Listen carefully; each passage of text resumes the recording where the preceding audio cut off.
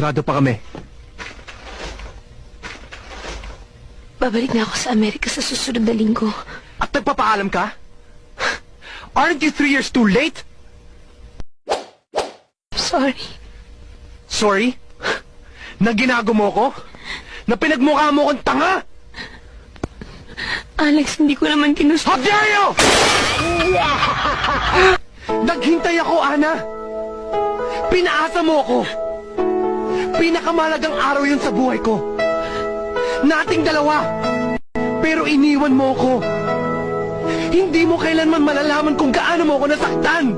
Natakot ako na baka masira ang buhay mo ng dahil sa akin. To leave it all behind. I